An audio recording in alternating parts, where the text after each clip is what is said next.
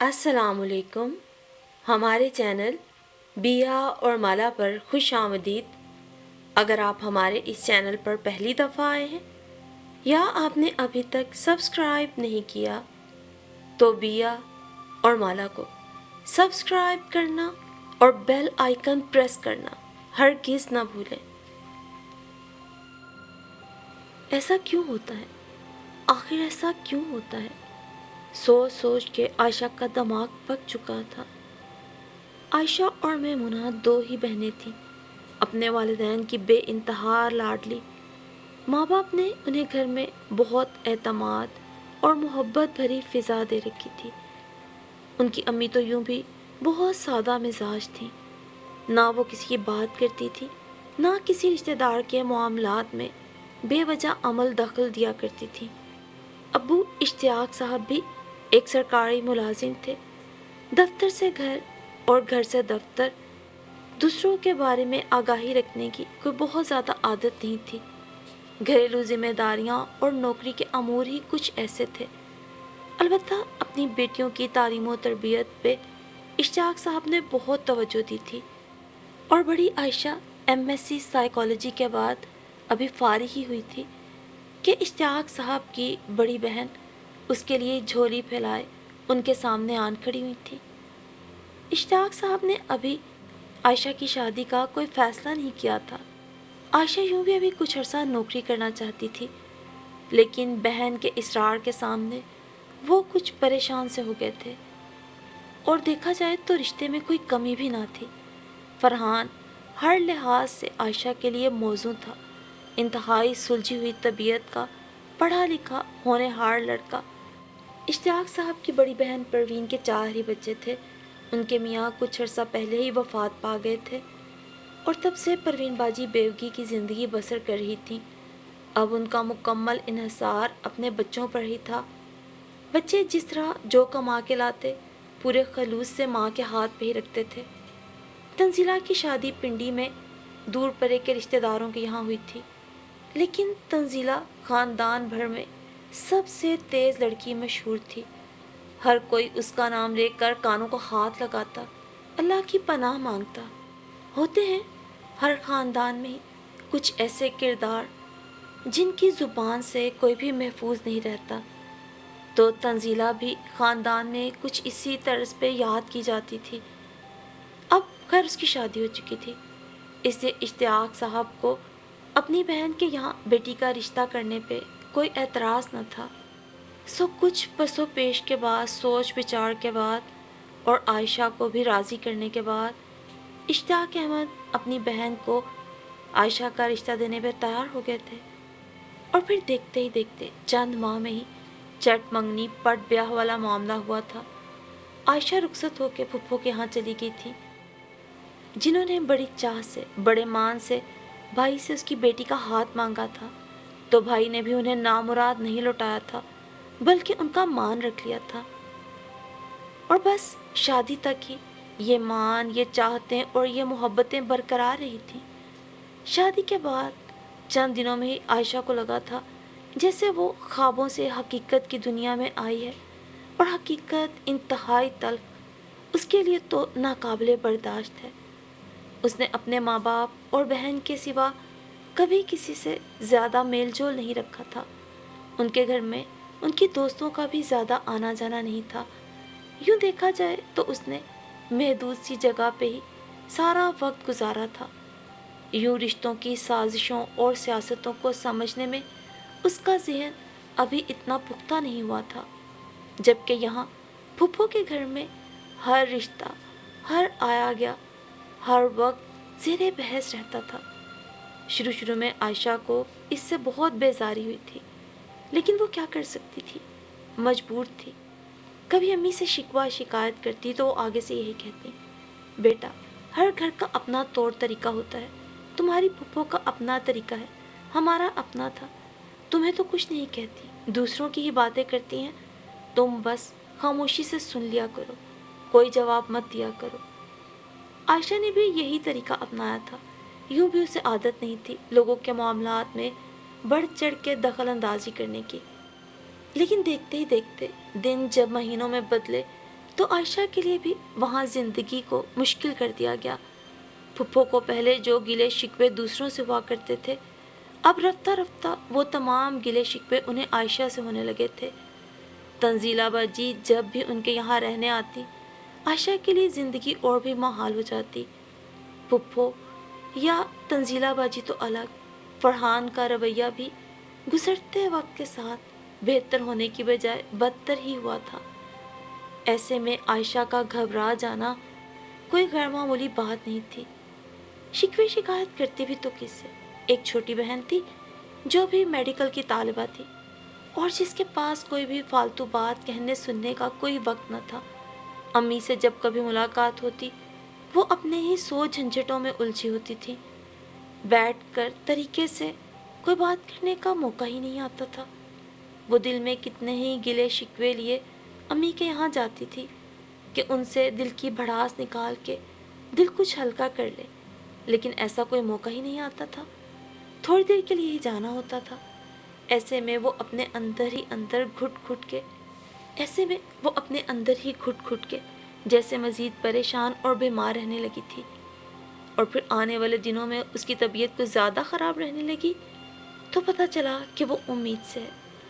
سال بھر میں یہ پہلا موقع تھا جب اس نے فرحان اور پھپھو کے رویے میں کچھ وقت کے لیے تبدیلی دیکھی تھی، اور اسے لگا تھا اس کے دن پھر گئے ہیں، وہ دن جن کا ہر لڑکی کو کہہ کے حوصلہ دیا جاتا ہے کہ ایک وقت تمہارا بھی آئے گا۔ لیکن عائشہ کے نصیب میں آزمائشیں ابھی طویل تھیں۔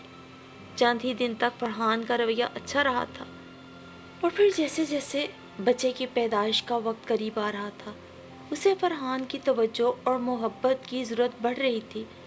ڈاکٹر بھی ہر دفعہ چیک اپ پہ یہی کہتے تھے، خون کی کمی ہے، ان کا خیال رکھیں، اور سب سے بڑھ کے انہیں خوش رکھیں، کیونکہ ایسی حالت میں عورت کئی طرح کے نفسیاتی دباؤ اور الجھنوں کا شکار ہوتی ہے۔ ایسے میں گھر والوں کے رویے اس کے لیے بڑے اہم اور مددگار ثابت ہوتے ہیں۔ لیکن فرحان تو جیسے ڈاکٹر کی باتیں ایک کان سے سن کے دوسرے سے نکال دیتا۔ عائشہ بھلا اپنے حقوق کے لیے کیسے کھڑی ہوتی؟ اسے تو یہی سمجھ نہیں آتا تھا کہ وہ فرحان کو اپنی ذات کا احساس دلائے بھی تو کیسے؟ اور اگر بات صرف فرحان کی ہوتی تو وہ اپنے دل کو جلا کے مار کے خوش رہ بھی لیتی۔ یہاں تو آوے کا آوا ہی بگڑا ہوا تھا۔ گھر میں سب کو اس سے بے انتہا شکوے شکایات 1 سال سے بھی کم عرصے میں شروع ہو چکے تھے۔ فرح اور سہیب جو بھی غیر شادی شدہ تھے، وہ تو اسے زیادہ منہ ہی نہیں لگاتے تھے۔ جانے چند دنوں میں ہی انہوں نے عائشہ میں ایسا کیا دیکھ لیا تھا کہ بھابھی تو دور، اسے کزن کے طور پہ بھی کوئی محبت یا اہمیت دینے کو تیار نہ تھے۔ عائشہ نے کئی دفعہ چاہا کہ وہی پہل کرے، رشتوں میں پیدا ہوتی سرد مہری کو ختم کرے، لیکن اسے ہر دفعہ اپنے منہ کی کھانا پڑی، اور پھپھو، فرح، تنزیلہ باجی یا سہیب کی طرف سے اس پر کوئی نہ کوئی ایسا حملہ کیا گیا کہ وہ اپنی جگہ تڑپ کے رہ گئی۔ پھپھو کو اس کے سونے، جاگنے، اٹھنے بیٹھنے سے لے کر امی کے گھر جانے تک پہ اعتراض تھا، تو فرح کے اعتراضات اور ہی طرح کے تھے۔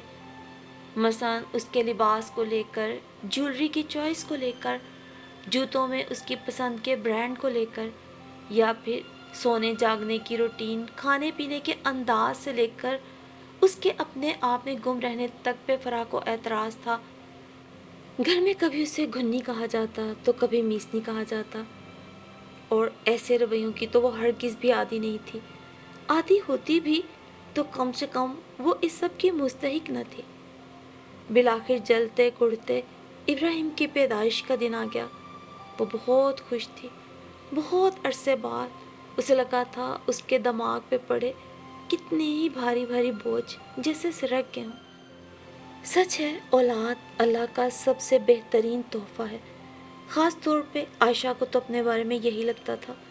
پہلے وہ یہاں کتنی تنہا اور بے چین پھرتی تھی، اب کم سے کم مشکل وقت اور تنہائی کا وقت وہ اپنے بیٹے کے ساتھ ہی بتاتی تھی۔ فرحان یوں بھی سے زیادہ منہ نہیں لگاتے تھے۔ پھپھو کے گلے شکوے، فرح اور تنزیلہ کی باتیں ویسے کی ویسے ہی تھیں۔ جب سب اکٹھے ہوتے، ان کا بہترین اور من پسند موضوع عائشہ کی ذات ہی ہوتی۔ عائشہ کا اٹھنا بیٹھنا، کھانا پکانا، بچے کو سنبھالنا، بچے کو کھانا کھلانا، بچے کو فیڈ کرانا، اب تو یہ تمام گلے شکوے بھی شامل ہو چکے تھے کہ اسے بچے کی پرورش نہیں کرنی آتی، وہ بچے کو پیمپرز لگاتی ہے، چونچلے اٹھاتی ہے، وغیرہ وغیرہ۔ دن میں کتنی ہی چھوٹی چھوٹی باتوں پر اس کا دماغ خراب کر کے رکھ دیا جاتا، اور وہ تنہائی میں بیٹھی گھنٹوں روتی رہتی۔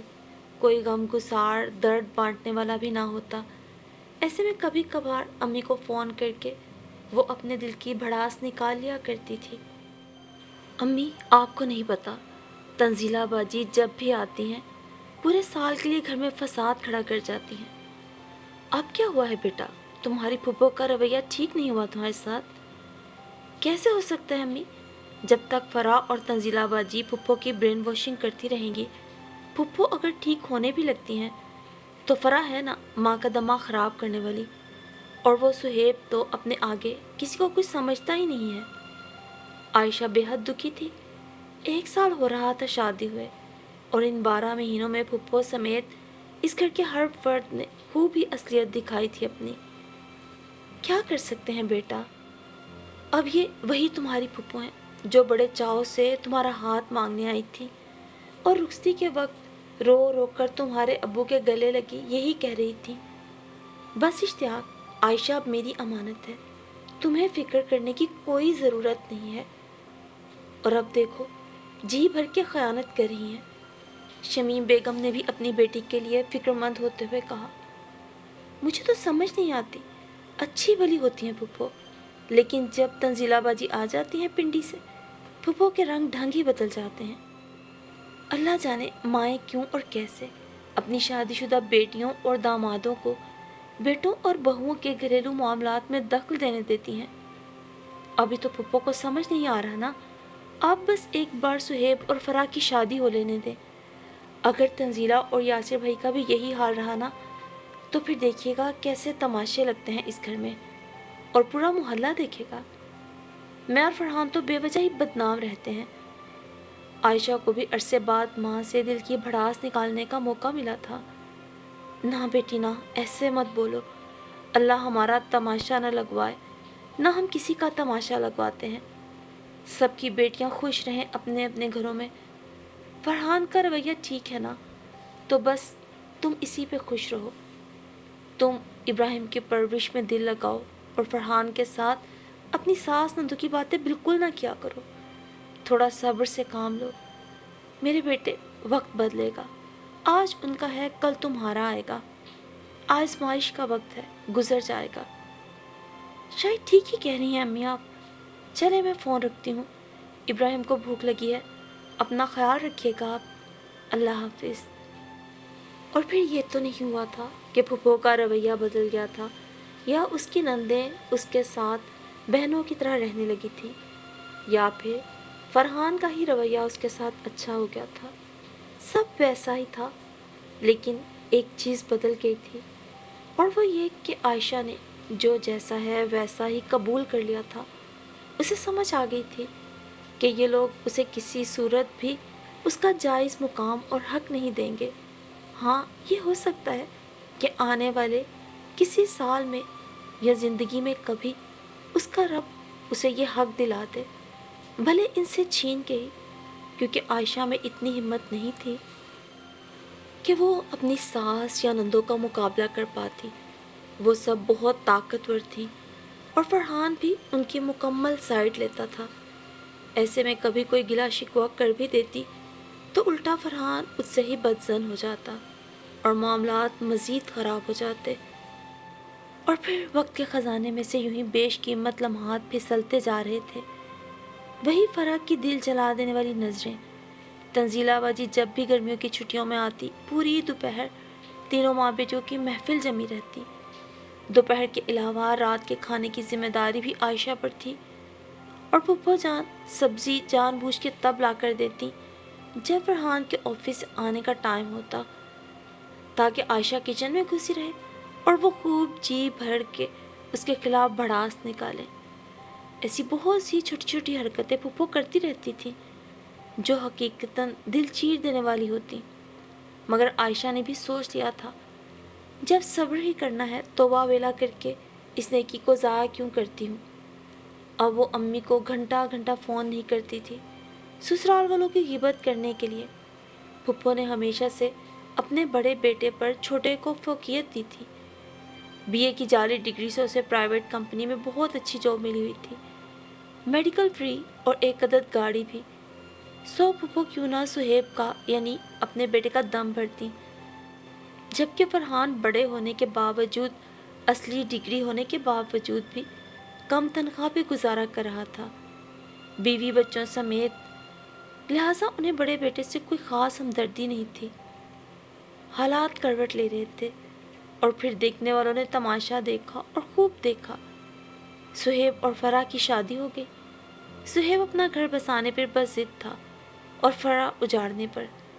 بالآخر وہ دونوں کامیاب ہو گئے۔ فرح کی شادی اس کے پھپھو کے بیٹے سے ہوئی تھی اور شادی کے 1 ماہ بعد ہی اس نے اپنے شوہر پہ بانجھ پن کا الزام لگا کر خلا لے لی۔ ادھر عائشہ کے بھی اب 3 بیٹے ہو چکے تھے اور اب فرحان کا ارادہ تھا کہ وہ لوگ اوپر والا پورشن نئے سرے سے بنا کر وہی رہائش اختیار کر لیں۔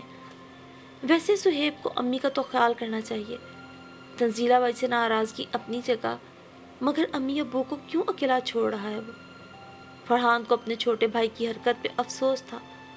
امی ابو نے سہیل کا خیال کیا، ہم تو تھے ہی برے فرحان، لیکن صہیب تو بڑا لاڈلا اور فرما بردار تھا ان کا۔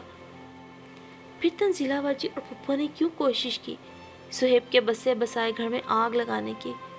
لوگ تو 10 سالوں تک اولاد کے لیے انتظار کرتے ہیں اور یہاں تو ابھی 1 سال ہی ہوا تھا۔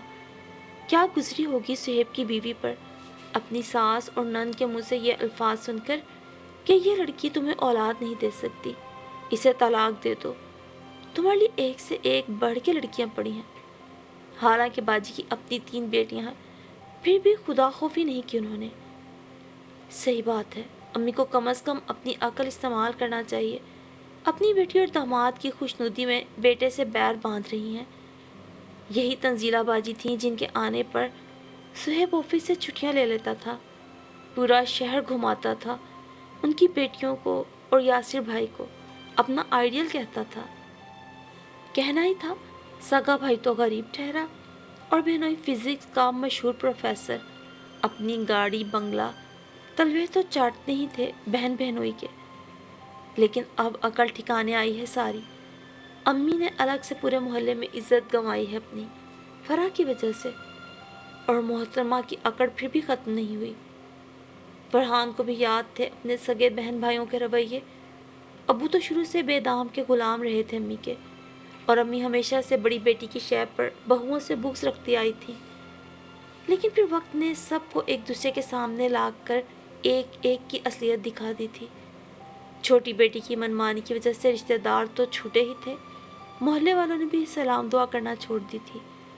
اور صہیب، اس نے اپنی بیوی کو لے کر الگ گھر میں رہنا شروع کر دیا تھا، کیونکہ جو وتیرہ پھپھو نے اور ان کی بیٹیوں نے عائشہ کے ساتھ اپنایا تھا، جب وہی وتیرہ صہیب کی بیوی کے ساتھ اپنایا گیا تو صہیب نے یہ سب برداشت کرنے سے صاف انکار کر دیا۔ آخر کو وہ اپنے بڑے بھائی کی طرح اتنا گیا گزرا نہیں تھا۔ شروع سے گھر میں اس کی مضبوط حیثیت تھی۔ ماں اور بہنوں کو وہ ہمیشہ سے جیسے عائشہ بھابھی کے خلاف باتیں کرتے دیکھ رہا تھا، اب ویسی ہی باتیں اس کی بیوی قرۃ العین کے بارے میں کی جاتی تھیں، جسے ابھی بیاہ کر اس گھر میں آئے سال بھی نہیں ہوا تھا۔ اس نے تو سوچا تھا بوڑھے ماں باپ جائیں بھاڑ میں۔ شروع میں امی نے اس کی بیوی قرۃ العین کے خلاف اسے بھڑکانے کی بھی کوشش کی، لیکن صہیب نے خوب ہی دفاع کیا تھا اپنی بیوی کا۔ قرۃ العین نے بھی عائشہ کی طرح خاموشی اور صبر کا دامن تھامنے کی بجائے اپنا حق لینے کی راہ چنی تھی، اور ساس کے سامنے وہ زبان دکھائی تھی کہ ساس صاحبہ کے 14 طبق روشن ہو گئے، اور گھر کے اوپر والے پورشن پہ کھڑی عائشہ نے تبھی اپنے کانوں کو ہاتھ لگائے تھے۔ پھر کچھ مہینوں بعد فرح کی شادی اس کی خالہ کی طرف طے ہو گئی۔ لڑکا نہ صرف کمارا تھا بلکہ فرح سے 2 سال چھوٹا تھا۔ اللہ جانے پھپھو نے اپنی بہن کو کیسے منایا تھا، اور پھر بہن نے اپنے بیٹے کو۔ مگر جو بھی تھا یہ 21ویں صدی کا معجزہ ہو گیا تھا۔ کہ پورے خاندان میں اب امی کو اپنے سے زیادہ بیٹیوں کی فکر تھی کہ ان کا میکا چھوٹ رہا تھا۔ تنزیلہ باجی تو اس سال گرمیوں میں آئی ہی نہ تھی اور فرحان نے بمشکل ہفتہ گزارا تھا۔ پہلے تو سارے خرچے، سارے عیش سہیب کراتا تھا، لیکن اب تو وہ اپنی بہنوں کی شکل دیکھنے کا بھی روادار نہیں تھا۔ اور پھپھو نے جب سب کی اصلیت دیکھ لی تھی تو اب 12 سال بعد پچھتاؤں نے بڑے بیٹے کی یاد دلائی تھی۔ اکثر و بیشتر وہ اوپر عائشہ کے پاس چلی آتی۔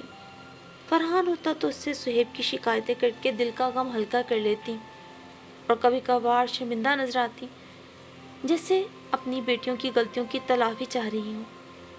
فرحان اور عائشہ دیکھتے تھے مگر بے بس تھے، سو نظریں چرا لیتے۔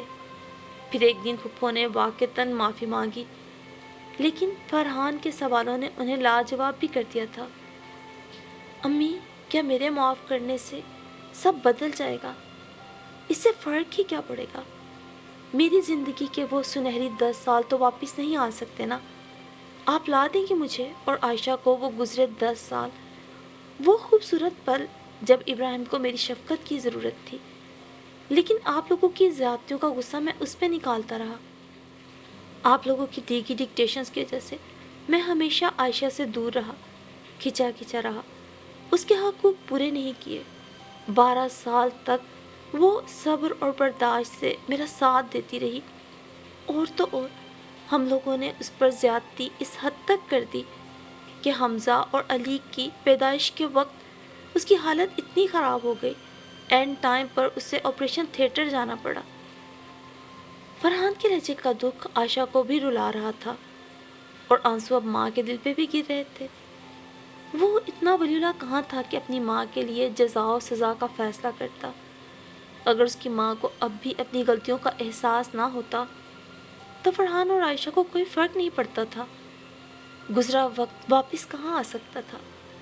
البتہ اس کی تلخیاں زندہ تھیں، لیکن ضروری نہیں ہے کہ جو اذیتیں لوگ آپ کو دیں، جو خوشیاں لوگ آپ سے چھین لیں، اپنا وقت آنے پر آپ سود سمیت وہ واپس لے لیں۔